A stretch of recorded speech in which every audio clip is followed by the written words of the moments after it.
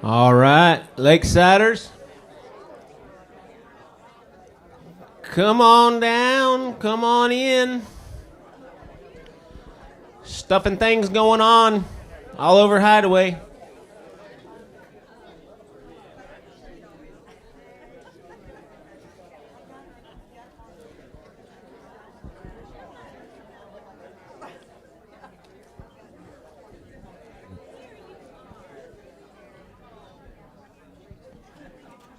I know. I always say that it gets them started. It gets them started. I know. So.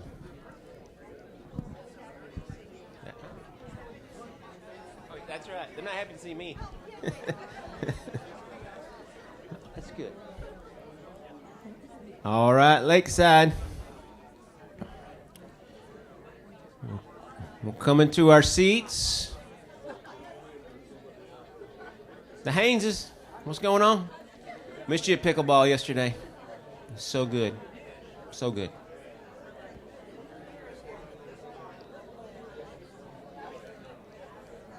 All right.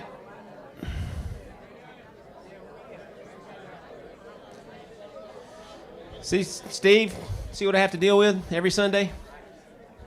It's like herding cats.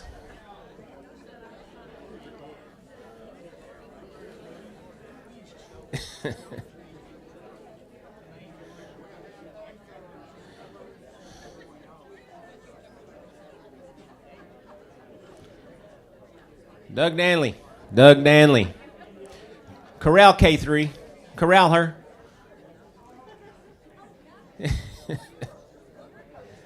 Come on, K3. And K1's here. I thought I saw K6 today, too. Hey, there's K6. Do what? Just by an order they came in. I work backwards. Yeah. Yeah. I work backwards from 6, 5, 4. And 5 is Karen Rogers, Karen Minter. 6. Karen Rogers, 5. Karen Thorne's 4. Karen Danley's 3. Karen Baden's 2. Karen Haney. I remember her. All right. Well, we're going to get started here because we got a very important lesson from Rupert, as usual. It's always important. Hey, did y'all know that my dad was a conjoined twin? Yeah. We referred to his brother as my uncle on my father's side.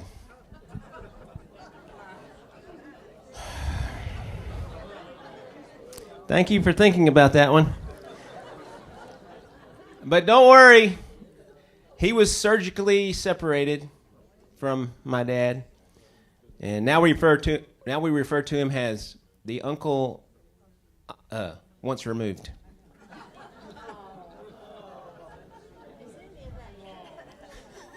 No. None of it's true. Mary, none of that's true. Uncle once removed. I like that. Sorry. All right, hey, announcement time. We got game night coming up in 2 weeks. We're going to have a sign-up. Hey, right now we're going to have a sign-up. Sign up for game night. It's August 23rd, which is the 4th Friday of the month. And if you want to come, sign up there. You can sign up for a different game. You can bring a game. You can sign up with somebody you want to sit with. Just, stuff like that. I'll get one to each section. Fill that out. It starts at 6 o'clock. It's at the marina. At the marina. Have you heard of game night? It's fun. Fun stuff. It's fun. I don't want to sign up, though. You don't want to sign up? Yeah, they're weird. The people are weird there. All right. So it's August 23rd. That's the 4th Friday. Bring your own drink. Not your special drink, Russ. Tea, sweet tea, Coke, Pepsi, Dr. Pepper. Diet Dr. Pepper? Diet Dr. Pepper. Okay. And then bring a snack to share. So some people bring sausage balls, some people bring Chick-fil-A, some people bring cookies. So whatever you want to share, we have a great time. Donut hole's good as long as they're fresh. And we have about 40 to 50 people every time, so it's a lot of fun. It's at the marina. Don't forget that. Mark it on your calendar. and sign up if you want to. And if you don't have a game you want to sign up for, we'll plug you in. Joy does a great job of plugging everybody in, making them feel comfortable and at home. All right, that is the 23rd. Now, the next afternoon, she'll have time to sleep off game night, is 11:30. Is that right? 11:30 is ladies' luncheon. And the title of the luncheon is, where's Darlene? Title of the luncheon is? God Says You Are. Beautiful, intelligent. Thank you. You are sweet. ... Oh, it's a ladies' luncheon, guys. Sorry. Ladies' luncheon only. It's $10. Tickets have been sold already, and they're still on sale. You can get them before class or after class. I'm going to say after class now. But a lot of fun. Food will be provided, all that, because it's a luncheon. You know. Is that right? Since you're paying $10. All right. And speaking of food, food today was brought to you by Karen Danley, K3. Sissy McDonald, where'd she go? Hey, Sissy. And Virginia Young, thank you for bringing all those snacks. They brought a lot today because they saw what happened last week. Y'all devoured them, which is good. That's a good thing. And we got some birthdays this week, in case y'all didn't know that. I'll work my way backwards. How about that? Sarah Paulson and Peggy Glenn is the 17th. Is that true? August 17th? No? Yeah. Yeah, and Peggy Glenn. Huh? Jenny? Jenny's your birthday? Where is she? Is it your birthday too? August 17th? Oh my gosh, we didn't have that down. Happy birthday. Y'all wish these people happy birthday later after class, not during Rupert's lesson. Don't be like Fred Bilbo and answer your phone in the middle of the lesson after it rings real loud. He answers it and he says, and Rupert's talking. He said, hello? No, I'm in Sunday school. I can't talk right now. Thank you, Fred. All right. Wanda Young's birthday is the 15th. She's with Danny probably. I don't see her in here. Speaking of young people, Mike Young is the 14th, along with Marsha Woods. Where's Gary? Did you know that? You heard? All right. She wants an extra air conditioner for her birthday, in case or more Freon, something. So Marsha Woods and Mike Young's the 14th, if I didn't say that. But today is somebody else's birthday. Mary Ann McKenzie. Is it your birthday? Y'all ready to sing, Mary? Mary, you ready to sing? Okay. Happy birthday to you. Happy birthday to you. Happy birthday, Mary Ann McKenzie. Happy birthday to you. All right. All right, and we actually have anniversaries this week. We didn't have any last week. Yeah, it's Chuck and Maureen Hudlow. Chuck's the supervid guy, and Maureen there. She has two normal arms now, semi-normal. She got the cast off, and Rebecca Searcy's here. She got her cast off too. She's rehabbing it right now. Oh, there she is, right there. Okay, hi, Rebecca. So they're twinsies. All right, and there's another anniversary. John and Jane Bledsoe. Is that true? The 14th? August 14th. So y'all see them this week. Wish them happy anniversary. All right, and visitors. Okay, visitors. Karen, help me here. Okay, that's right. Super Jimmy's here. Super Jimmy. Hey, Jimmy. All right. Oh, who else is here? I saw somebody. All right. Betty's here. This coming week? Jeannie Gibbs, where are you, Jeannie? When's your birthday? 16th. Okay, mark it down, people. 16th, Jeannie Gibbs. Happy birthday. Awesome. She's back and better than ever, in case y'all didn't know that. All right, welcome back. New members from last week. You got the Eatons. I don't know if y'all knew that. Mark and Lou Eaton. You just wave. We're not going to. Mark, you want to make a speech? No, he says no. And Steve and Tony Kirkpatrick, they joined us last week too, officially. So good to have y'all. Thank y'all. Rupert, the rain was pouring down one cold and dreary night. And out in front of a bar stood an old man in the pouring rain. He had a stick in his hand, a string attached to the other end of the stick, and the string dangling in the water, in the puddle. Maybe. So a passerby comes up and he says, "Hey, old timer." He says, "What are you doing?" He said, "I'm fishing." He was like, "Oh my gosh." He felt really sorry for him, and he says, "I'll tell you what. I'll take you in this bar and you can have a drink with me, kind of warm you up. What do you think?" "Oh, okay." So they go in the bar and they start sipping their drinks.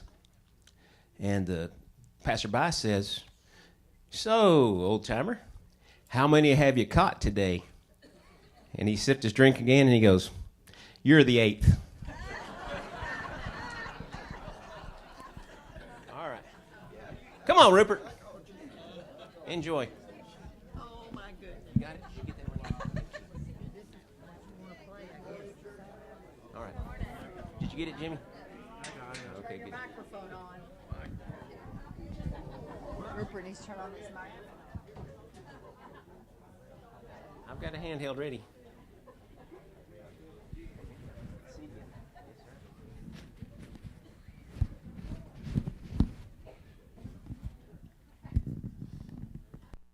Good morning, church family. Yeah. I'll tell you. How many good treats did we get today? We got lots of. Did y'all get any of that cowboy cake back there? That blue. No. Now I thought, Suzanne. I took your advice. I stayed on the white part of the cake because it's got blue icing, and you come up here with blue teeth. You'll connect to everything. I'll connect to everything because I'm Bluetooth. Yep. yeah. Bluetooth. That's good. Oh, man. Everybody have a good weekend? Yeah, that's good. It's good. We got Saturday and we have a glorious Sunday day and so many things to be thankful for. Let's go to the Lord in prayer. Precious Father, thank you for the day, and thank you again, Father, for the countless blessings you provide for us, and most of them, Father, we just take for granted. Father, thank you. We ask that you be with us this morning as we look at an old story, homecoming, and Father, be with us in everything we do and say. In your blessed name, amen. Well, I've got a big plate today, and y'all bear with me. I hope we get around to everything, but this morning's story, we're kind of closing out now the book of Genesis. This is the last lesson on Genesis here, 46 through 50 chapter, and we've been on it for Genesis for a couple months, maybe a little more, and I hope you've enjoyed hearing about the patriarchs. But we wanted to see, I had planned on going straight into the book of Romans. But we had so much from the Old Testament, I wanted to get your opinion here this morning. So you put on your thinking cap here. After Genesis and the patriarchs, and we're going to leave the Israelites down in Egypt, do you want to go ahead and do the Exodus too? Or do you want to go on to Romans and start? Or do you want to just continue on with the story? Your opinion. Romans or Exodus? Okay. Well, that's what Janet told me, But I wanted to be sure that okay, well we'll get into Exodus and get these Israelites on their way back home up to the promised land. But okay, good. This morning, a little bit of review from last week. They were all in the room. Joseph excused the people from the room, and he looked at these brothers, and finally he looked them straight in the face, and he said, "I am Joseph." What do you think those brothers were thinking then?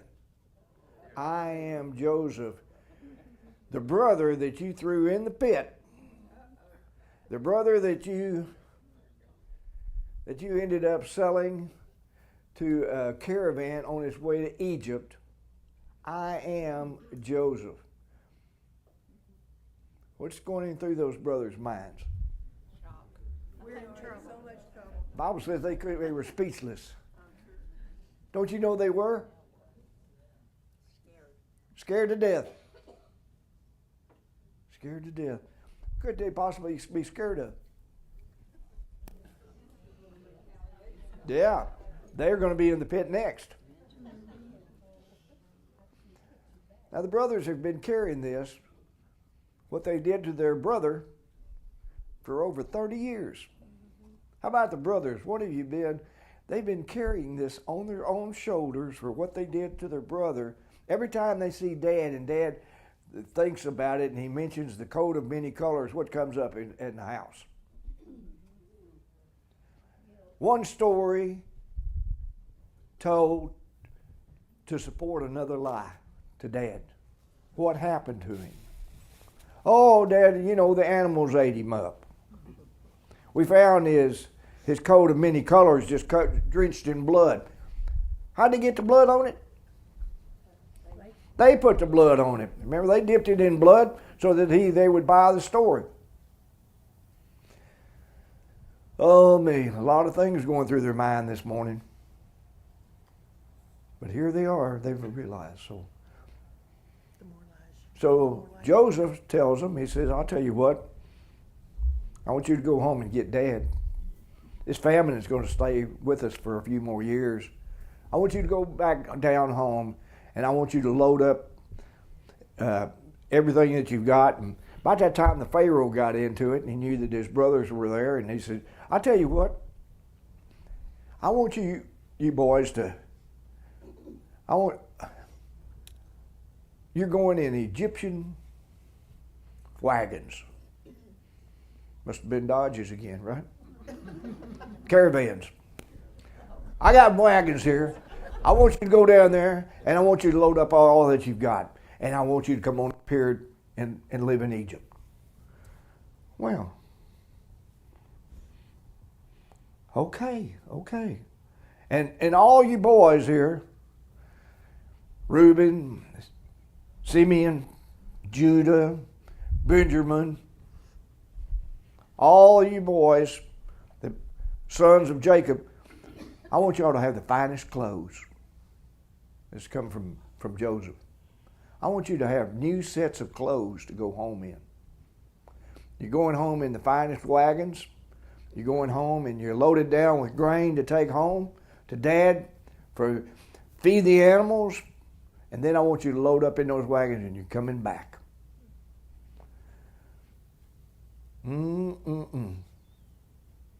So the boys set out and they're going home. And Joseph gives them one more order. He says, listen, when y'all stop, I don't want any of y'all talking about what has happened in this situation. Don't y'all get around the campfire tonight and start talking about what happened in this whole situation with me being Joseph. Why did he give them orders? Now, no right or wrong answer here. Put on your thinking cap. Why did he give his brothers, the children of Jacob, orders not to talk about any of this?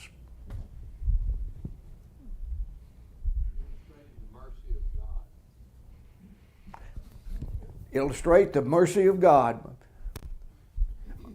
Otherwise, what happens if you get around the fire and you start talking about, well, you know, Simeon, it was you that said to let's kill him outright.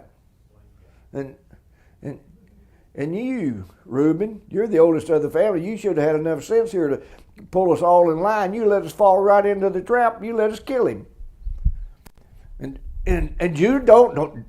You're just as in this as we were. You put him in the caravan.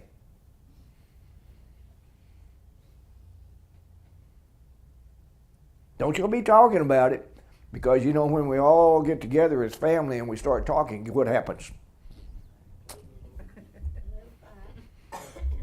You end up in a fight. I don't want y'all fighting on the way home. I don't want y'all to say a word. Are you still in 45? Excuse me? Are you still in 45? Yeah, I'm about to get started, Jen.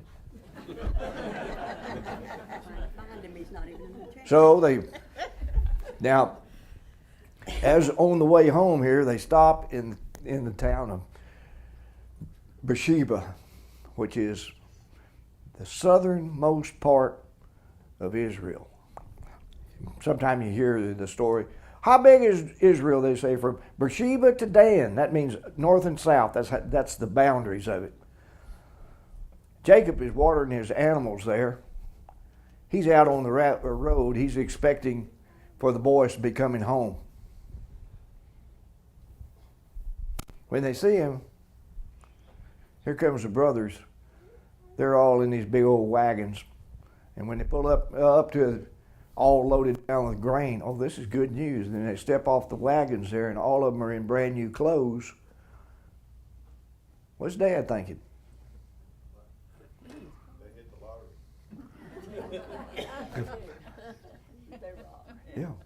Yeah, they hit the lottery. That's good. What happened? Where'd they get all this? And now they have to get off the wagon and they have to tell Dad, we need you.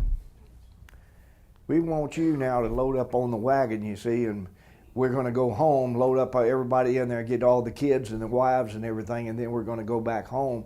We're going to Egypt, you see, because you're not going to believe this. Joseph is alive. You going to leave there without knowing anything else? Come on, Dad. What do you mean Joseph is alive? So there's going to have to be some explaining done, isn't there? Well, they'll go back home and they'll load up the wives and the children. Couldn't think about nothing but the Clampets, you know, and they moved to Beverly. No, they moved to Egypt.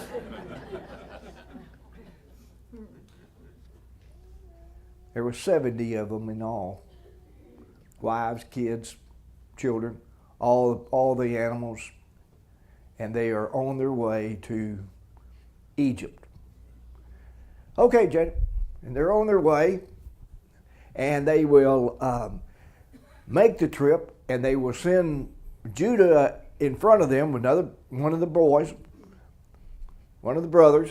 And he will meet Joseph. And they will be on their way to land that Joseph, who is the second in command in all of Egypt, has picked for him. And that land is the land of Goshen. Goshen. Got a picture of it, Janet? Got a picture of that map?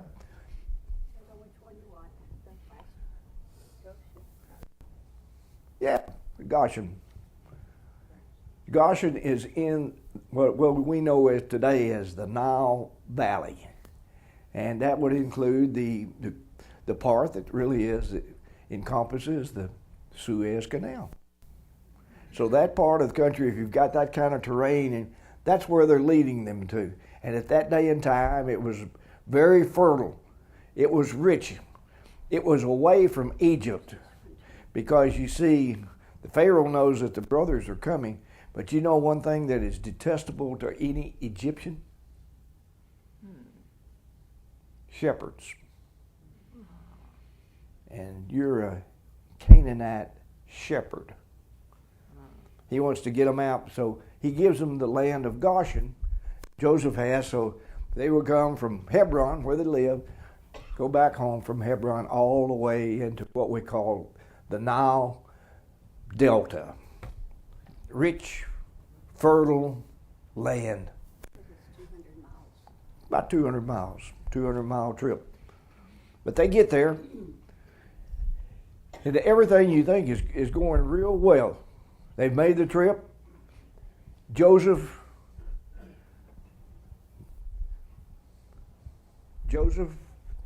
meets them in the Nile Valley, And the caravan comes together with all the 70 Israelites.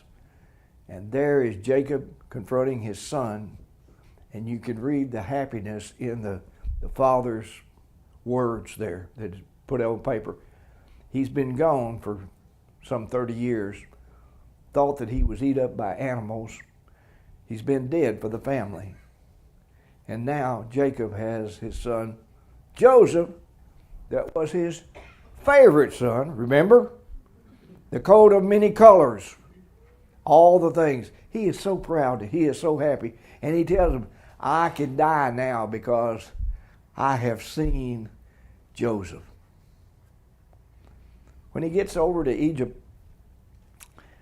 this makes you feel young today, he's only 130. He's 130 years old. And finally, he knows that everything is right. Because, you see, he now has Joseph back. All those years he's had Ben, the youngest son, who was born to him by his favorite wife, who died at childbirth. But now, he has Joseph and Benjamin. Everything is good. And so they will settle in, and they will ask him, they say, how long? Now the Pharaoh will be here coming in a couple of days, and I'd advise you right now, when he asks you what's your occupation, what y'all going to say? Well, let me tell you what you're going to say. You've always been shepherds. You want to be shepherds, and we're going to stay in Goshen, in the Delta. Why? Oh, when the Pharaoh comes, he doesn't want the Israelites in Egypt. Remember, they're detestable. They don't get along. And Egyptians and the people that lived in Canaan are arch enemies. So the only reason that you're here is because of Joseph. So when he tells you what's your occupation, you tell him you've been shepherds from birth, and you learned it from your father, and that is your occupation. And when the Pharaoh comes, he will say, okay, and they will say, well, listen, if you have a great amount of talent, the Pharaoh says, I'll put you in charge of my animals also. So you can imagine what kind of animals the Pharaoh has. He has only the best of the best. And they've run all these animals. They've got them all together. And the famine is still present, and everyone is fighting that famine every day. But really, they have all they need to eat. They're in the best country. They're in the leader of countries at that day and time in Egypt. They have all they can eat, and they have the best land. So, why wouldn't you stay? The land of Goshen is that we'll see from as we get into the study of Exodus. That's where they will be for the next 400 years, in the land of Goshen. And when the Exodus comes, they will exit from Goshen. They're still there. So we've got a lot to see there. Well, but the famine is still going on. So Joseph is back on the job. And so they've used up all their money. All the people have brought their money from Egypt and the land of Canaan.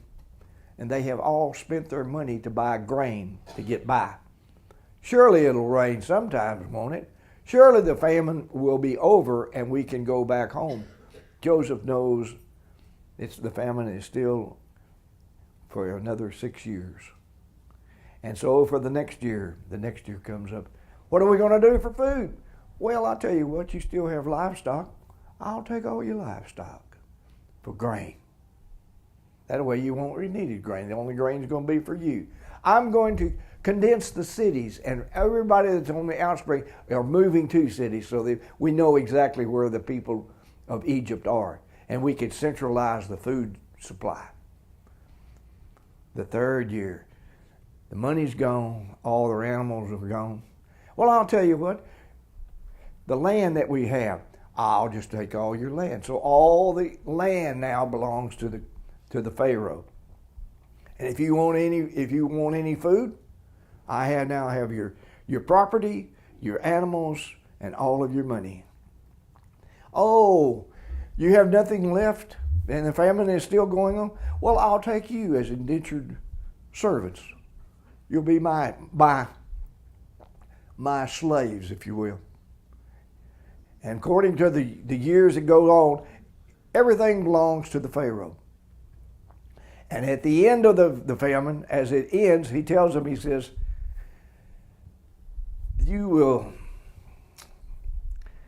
we're still hungry. So he gives them more grain, and Joseph gives them seed to plant. He knows that the famine is coming to an end. I want you to plant the seed. Plant the seed. And so now there is an endowment that's set up for the country of Egypt, that even though you give you grain, I own you as servants. I own everything you've got. Everything that you do still belongs to the government, but we want 1/5 of all that crop produces to come back to the Pharaoh. I couldn't help but read that that's still in effect today. 1/5 of all the crops in Egypt still comes, of course we don't have a Pharaoh anymore, but comes to the government in advance. It's funny how things... Yeah. It stays that way.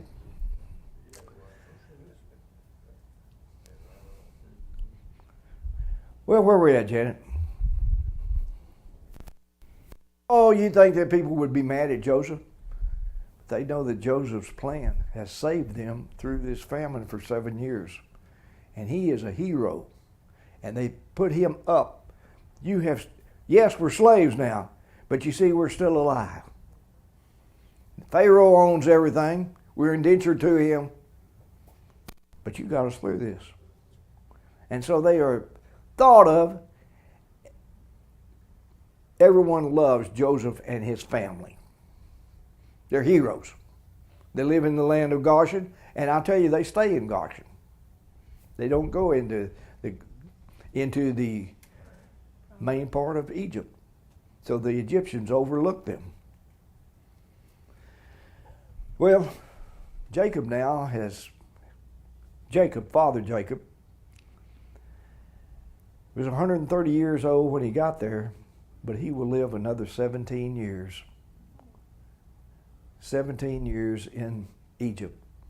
He's 147. Did you notice he was 17 years in Egypt? I couldn't help but think about when Joseph did as a teenager and said, one of these days to his brothers, one of these days, y'all going to bow down to me.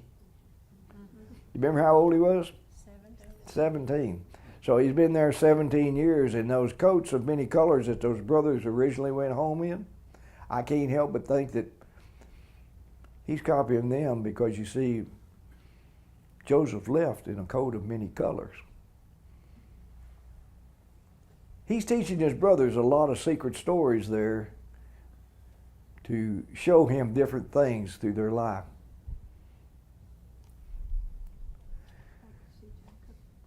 So Jacob tells his boys, I'm old and I'm about to die.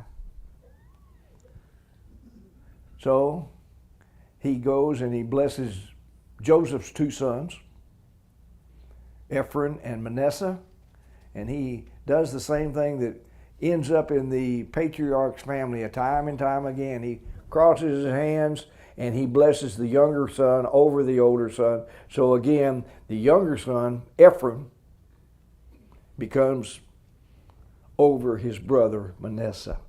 That's a story, as it goes, but And he says, I'm about to die, but I tell you what, there's one thing that I want you boys to do for me. You remember when Abraham, countless, some over 200 years prior, when he was on his deathbed, he made him swear that you will put your hand under my hip in bed. It's a good thing it's dead, you know. It looked like a good handshake would work, but when you say when you're going to put your hand under your hip, that means you get ready you're about to make an oath, Charlie. And he tells these boys, he says, I'm about to die, but I tell you what, I'm not dying here. When I die, if I die here, I want you to take me where? I want you to take me back home. Oh, me. I want to go back home. And I'm to be buried in what they call the cave of Machpelah, which is the second most honored place in Israel, and it is the home place, it is the burial place of the patriarchs. I want to go home. How many people in here have a family plot? Yeah, family plot that you have already said, this is where I'm going to be buried.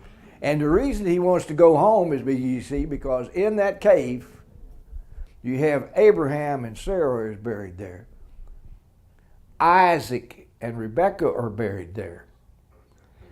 He's already buried Leah in that cave, and he wants to go home. So he talks to the boys, and in one chapter he tells them about his summation of the boys. And if you get a chance to read it, chapter 49 of Genesis, makes good reading. He tells the boys really his personal feelings of each boy. Some of it is gratifying, and some of it not so. He tells Reuben, the oldest one, you are the firstborn. I expected so much of you, but you are just like running water. You never know where water is going to end up and how high or how low it's going to be. You're a follower of the people. You've done all kinds of things. You even slept with my servants' wives. You were in Shechem. You were instrumental when everyone decided that to be circumcised and become Israelites. You rode into town and put most of the men to death with your brothers. You orchestrated all these different things. And I'm so disappointed in you. But your inheritance will be on the eastern side of the Jordan because you're still full family. And each one of these boys you can see, you get a chance, about how his feelings run. Oh me. And then he draws up his feet, he breathes his last, and he passes away. So he passes away in Egypt, and he is transported. By the way, he took got a question for Betty Evans there. It took him, they took 40 days to get him embalmed. What do you think about that? Is that mortician practice? What do you think? I don't think so. No. I don't understand embalming at that time, but 40 days. And then all the Egyptians will worship him for 70 days. And they mourn for him. Finally, he is on his way home, but I notice he takes Egyptians, family, all of them, after Joseph has cleared it with the Pharaoh, they all go home. They all take him back to that cave, and they bury him.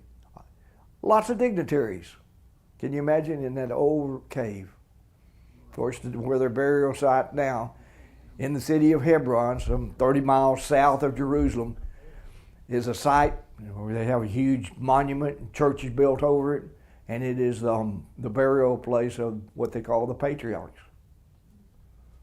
So it's very highly honored to this day. Oh me.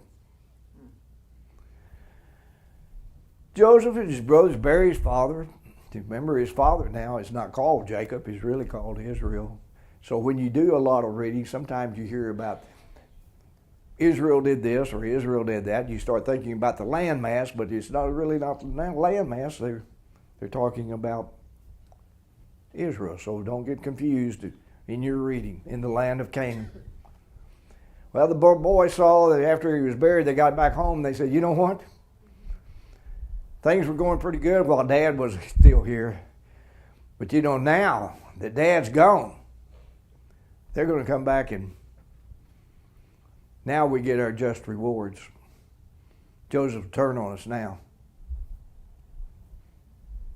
So they made up a deal and they took it back in there and they had a servant go in and they said, now this is what we have here. Dad wanted you to know, Joseph, that for you to just go easy on those boys because they didn't mean what they did when they sold you into that pit and threw you in there and sold you to a caravan on their way to Egypt a long time ago. And you know, this is when you see the true character of Joseph. He says, listen, you meant it for evil, but the Lord took that circumstance and turned it all into good for us, our family, and countless other people to keep them from starving to death. And the brothers say after he tells them that, they just fall flat on their face and they say, oh, then we are just your slaves. And Brother Joseph will weep. They didn't understand. They didn't understand. Joseph will die himself in Egypt at the age of 110. Short timer. 110 years. And he pulls all of his brothers together and he says, you know, the Lord's going to one day get us out of here. One of these days we're going back. But you got to make a solemn oath to me right now. And my oath that you'll see in the book of Exodus, when that day comes, I don't know how many years it's going to be, but when that day comes, as dry as my bones are, you take me home. And we'll get into that story through the book of Exodus. We'll start on it next. Another word here, just a short. Tomorrow is Monday, and it's what the Jews refer to as the day, they call it the 9th day of AV. And I've been thinking about this during the week, not for sure, but just keep your eyes open, because on this day it is a day of mourning. It is a day of distress. It is a day that the Jews put on a pedestal, and they always recognize it, the 9th day of AV. Why? You remember when the Israelites sent the spies over and they searched out the land, and they came back and there was only 2, Joshua and Caleb, that found it agreeable. The other 10 and the people decided that it was the land they couldn't take. People were just too big. That was the day of mourning. That was the day, the 9th day of AV. It changes a little bit every year because of the moon, the way it works, and the Hebrew months. I want you to know that World War I started on that same day. And the Holocaust started from the first chambers on that day. And the Jews were exiled out of Spain on that day. I don't know. I'm bringing this up is because the 9th day of AV morning is tomorrow. I don't know what's going to happen, But keep your thinking caps on, because you can see the way that our old world is turning here. There's a threat of war right now that's at our doorstep. A lot of events have happened on that ninth day of AV. I'm just throwing that out there. Don't be surprised. Don't be so surprised unless something happens tomorrow. Now another year may just gloss over, but I'm telling you that you can see the situation that's at hand. I don't know with the politics and everything that evolves around, but so many different events. Patrick, did I miss anything on that? We don't know what's happening, but a lot has happened on that particular day, and this year it falls tomorrow. So just keep your radio close to you, and when something comes up happening overseas, well, you give you a little insight about, you go right on schedule. Dan? I'm so glad you brought that up, because it was a question I was ready to ask about what is happening now for Israel. Well, we're very close to war now. We're very, very close. Yes. Very, very close. And tomorrow is a day of mourning, and then the rest of the world is looking at us. So I don't know. I'm not a fortune teller. I can't tell you. I'm just saying, keep your eyes open, because tomorrow it could be. What did you call tomorrow? What was the name of the day? The ninth day of they call it AV. AV. AV, a bit like victory. When you get home this afternoon, look it up. Check it out. So many different things have happened on that particular day. Tom Haygood has a sheet that he got from him yesterday that has all the things that have happened on that. Oh, really? Okay. If anybody wants it, let me know and I'll send it to you. Oh. Tom Haygood has done a lot of research and has different things, and there's about 7 great monumental things that have happened on that day through history. Doug? One thing also that a lot of people, eschatology,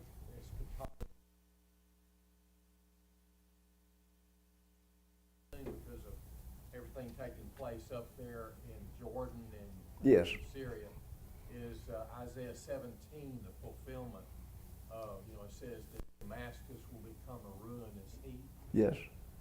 uninhabitable. And a lot of people think it could be something nuclear. And it could happen. So And that's right there in the territory that we're talking about. this is in Syria.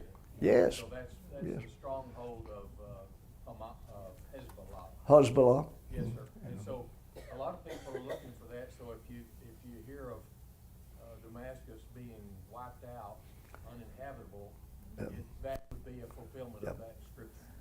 Now, whether any of this happens, I don't know. I'm just pre-warning of the way things line up. For that is tomorrow is that day.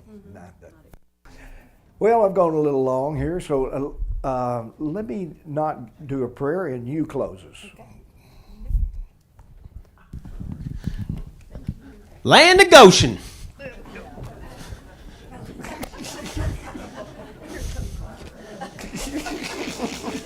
My mom used to say that all the time, by the way. Land of Goshen. Land of Goshen. There you go. Okay, this is a good Sunday morning. We've got a lot of praises this morning. We've got some not, but we're going to go with the praises first. Greg Wynn had his surgery. Took a big lemon-sized tumor out of his brain, and he answered the door yesterday when I went over to see him. Yeah, he's in church. Is he at church this morning? It just amazes me. He said he has his good days and his bad days, but overall, wow, that is a huge praise.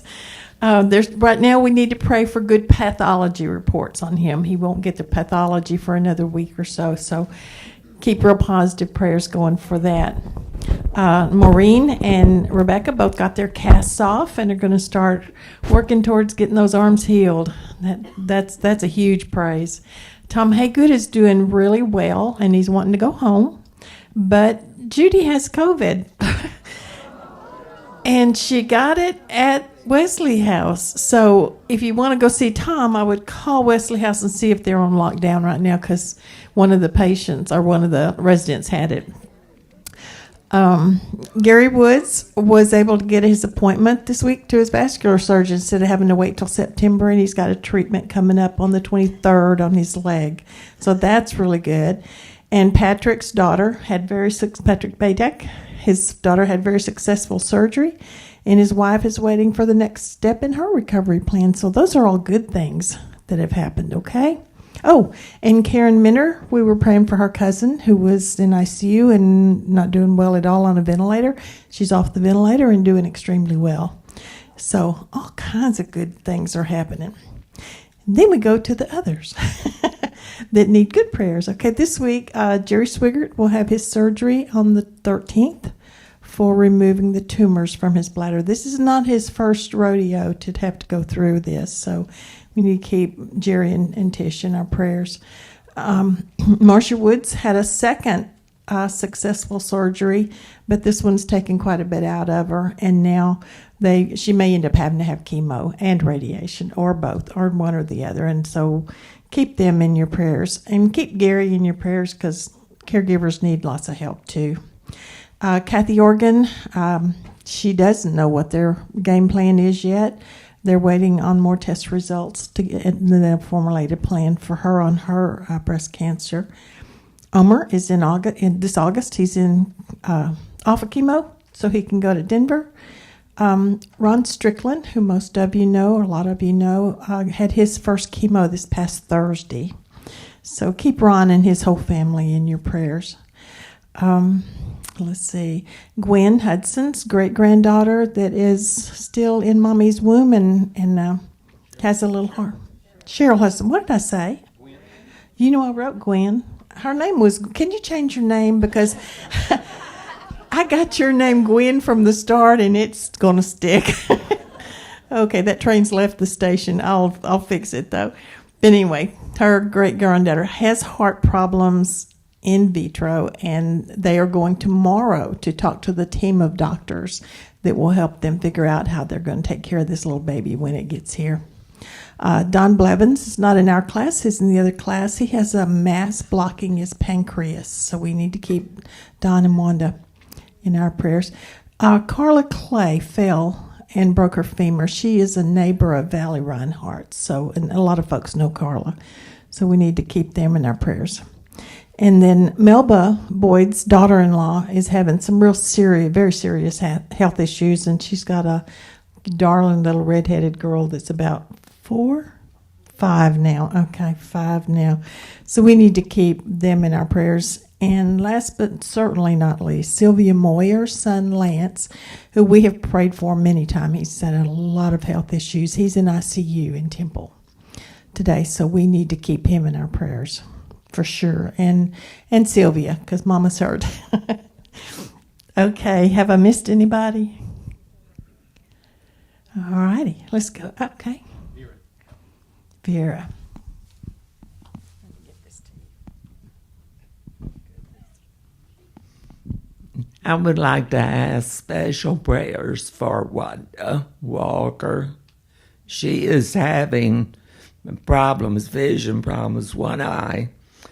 And the doctor says that it is rejecting. She takes medicine 23. She has to take it 24 hours a day, every half hour at night, everything. So, and then her other eye, she's not seeing very well out of it. So please pray for her. And her husband, of course, is very sick, and she's trying to manage that situation. Thank you. Yeah, and I think the way she's managed with Bobby's issue is to go and play her games and stay busy doing things, and she can't now because of her eye. So she's having to deal with his issues all the time. Okay, are we ready? All righty, let's go to the Lord in prayer. Father God, we come to you this morning. We're so grateful for so many blessings you give us. Like we said earlier, a lot of them we don't even notice, but they're there, and if we look for them, we'll always see them. We thank you for all the praises that we talked about this morning and the healings that are taking place. We're very grateful for those, Lord. And for all the folks that we've mentioned that have health issues, just wrap your arms around them, God. Let them know you're right there with them and that they're not alone and that you will get them through this. Whether it's healing, whether it's just that they need strength, courage for the day, pray that you'll give them their portion. And there are always folks that we don't mention that we know about, Lord, that either need help with emotional or physical issues going on in their lives. Just lift them up and let them know you're right there with them.